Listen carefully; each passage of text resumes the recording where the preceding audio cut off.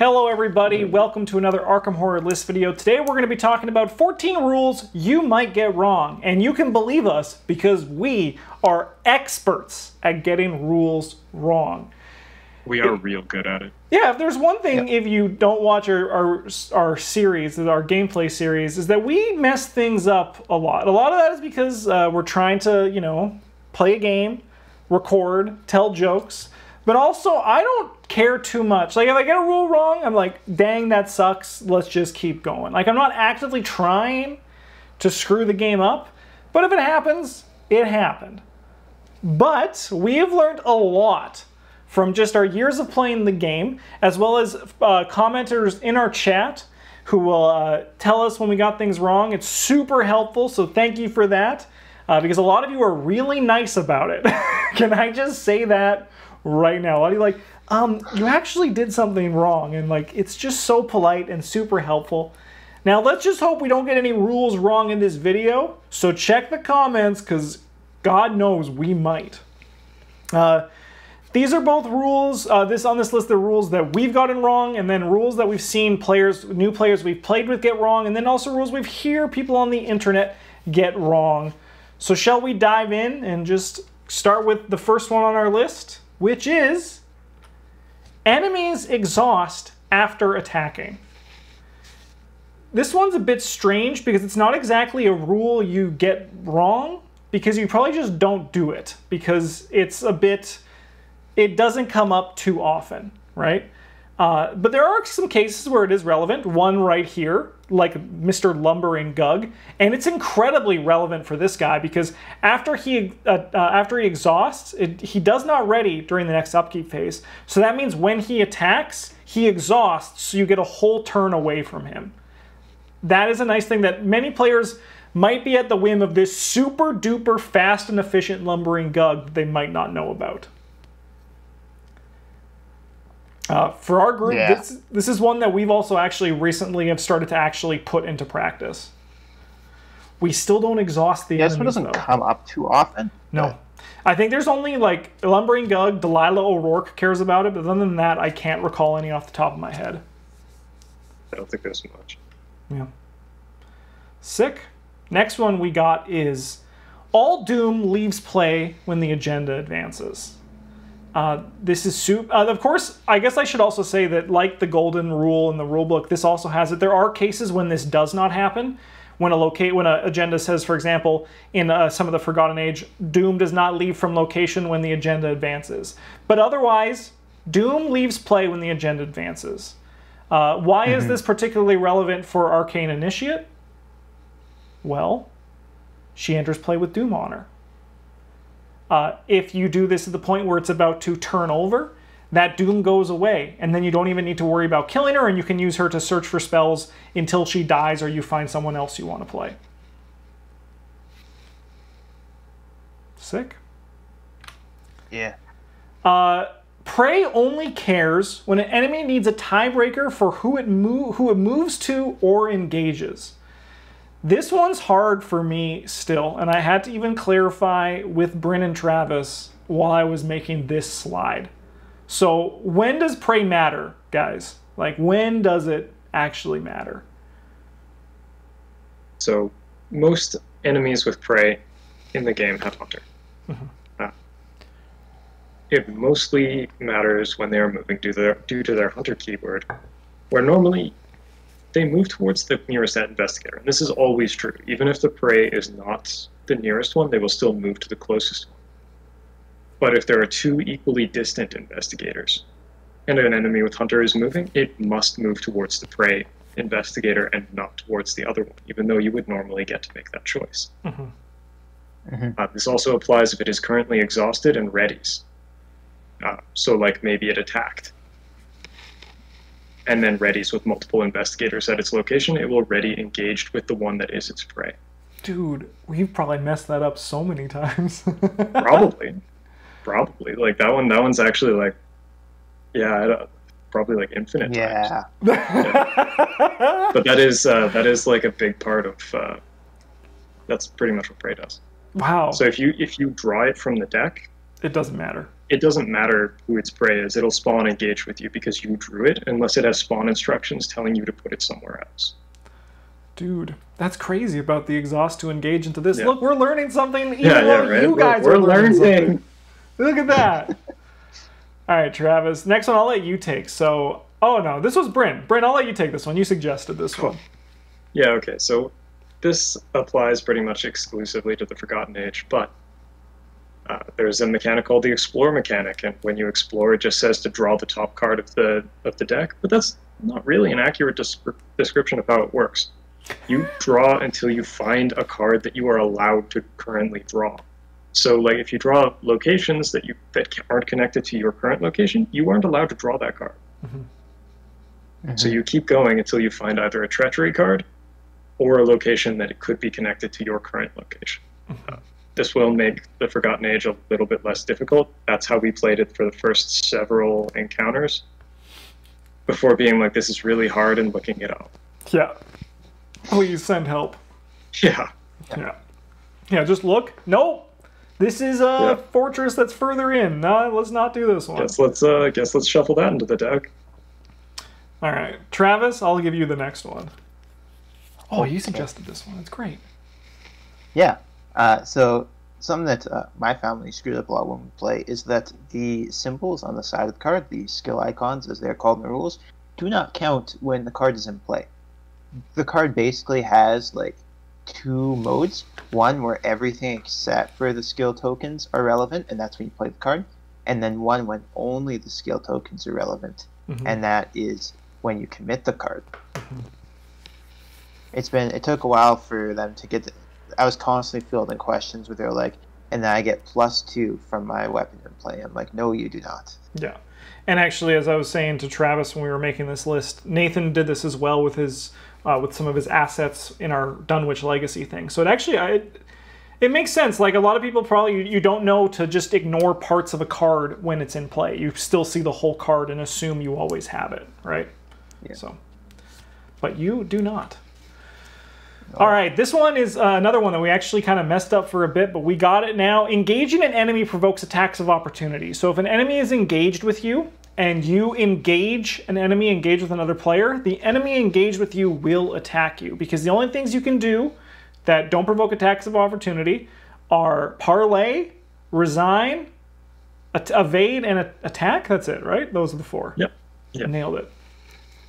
Yeah, so engaging an enemy will provoke attack of opportunity, so just be aware of that.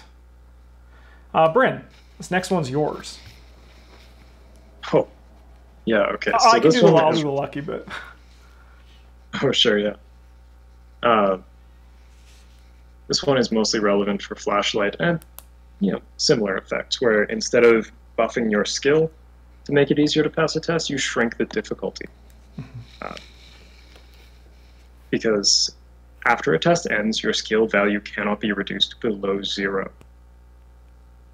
And the investigators win ties.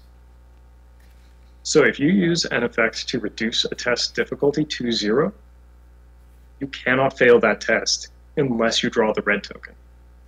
Because the red token says that you fail as though your skill value is 0. Oh, sorry, where you go, Bryn? Yeah, go ahead. So this is this was recently told to me by some reviewers that Lucky doesn't work this way, exactly like this. So your skill test still ends at 0. So at the end of a skill test, when checking resolution, if you pass or fail, you can't be below 0. However, Lucky doesn't care about that. It increases your skill value by 2 before it's checked. So with Lucky, or rather the best way to put it, like say for Lucky, I test a 2 against a 2 shroud location. I draw the -5 and I'm put to -3. I then use Lucky, which gets me to -1. Then the Lucky wouldn't actually, it would do nothing. And then after that, we didn't check my result, which is 0 to the game's 2. I would lose. So you don't use Lucky when you get to 0 after the skill test ends to then boost it. Lucky is kind of in this nebulous place between that step. Just something I learned, and Lucky is still great, but it does hurt Lucky a little bit for 2 shroud locations. But why using Lucky on a 2 shroud location, Justin? Which, you idiot. Travis, this one's yours. Okay. So peril. Oh yeah, this one is kind of relevant to how I play. Peril is a keyword that shows up on treachery cards, and it means that no other investigators can help you in any way, and you also cannot talk to them about it. You can of course ask questions about like the rules and how things interact. You don't have to just guess. But you can't ask for like other people's opinions. Can't go around the group say like, hey, do you think this is a good idea, or like how would this affect you? You can't ask any of that. In addition to that, if there's a skill test on a card of peril, then other investigators cannot commit skill cards. You still can. The person who has drawn the peril card still can commit symbols to their own test, but other people cannot. Mm-hmm. And also, other people cannot affect it with their other can't play cards like Ward of Protection. Dang. You can't Ward of Protection level 2 someone else's peril treachery. You can do your own, right? Yep. Sick. No, peril, it's just like... You're basically by yourself. Think of it as you're isolated from the rest of your team, basically. Yeah. It's this is one that we had to ask about in our recent playthrough of the Mystics, I believe, right? I think maybe. Or was it even the Carcosa one? I don't know. But yeah. Next one. The agenda does not advance except when it is checked during the Mythos phase, or the card says it can be advanced. So over here, for example, you have Ancestral Fear, which is one of the things is place 1 Doom on your location and discard Ancestral Fear. This would not cause the Doom to advance if this would put you over the Doom threshold. It only cares when it advances during the Mythos phase or on an effect for something like Ancient Evils, but this is something that I've seen a lot of people say they messed up, where that no matter what, in any phase, if Doom hits the Doom threshold, it advances. That is not the case. Only during the Mythos phase, unless the card specifies that this Doom can advance the Mythos phase. Bryn! That's true. No picture for this one. Oh yeah, no, this is something we didn't do for a very long time. Mm-hmm. But the players can choose the player order each round, so you do not need to take your turns in the order of like lead investigator and then clockwise. This is something we did at the beginning. The game is so much easier. Yeah. When you get to choose the order that people play in. Yeah. Largely, like if you draw a monster and your fighter plays last, you're just like, oh. I couldn't even fathom that anymore. Like, that would just be a nightmare. Yeah, this is just a lot. Like, normally games traditionally go clockwise, right? So, yeah. Travis. Oh, this is one you suggested again. You killed it. Wow. Yeah, so permanent cards do not count towards your deck size. You don't have to take any cards out to make room for them. They don't count towards your 30 or 42 or 33 or whichever investigator you're playing's deck size. They're just there. Mm-hmm.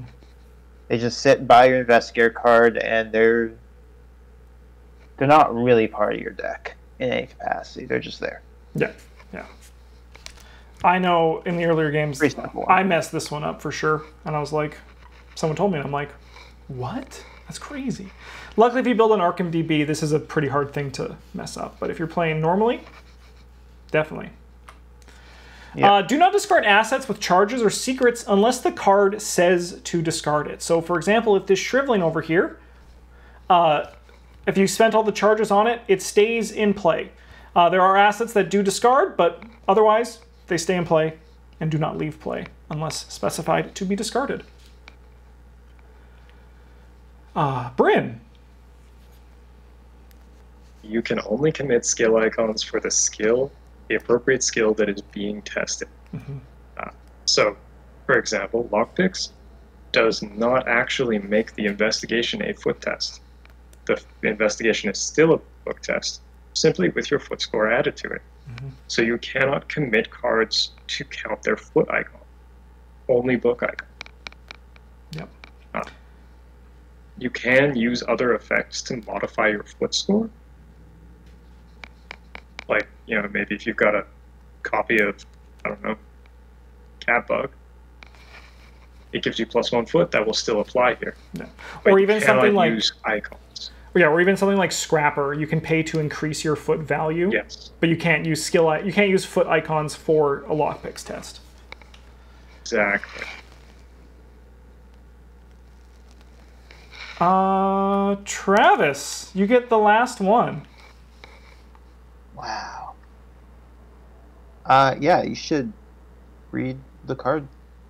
It's it sounds stupid, and like it kind of is. But like, just read what your card does. A number of times I've been teaching someone to play not just this game, but any game, and I tell them, no, actually, this happens instead of what you thought, and they go, why? And my answer is because that's what the card says. Mm-hmm. It's a lot.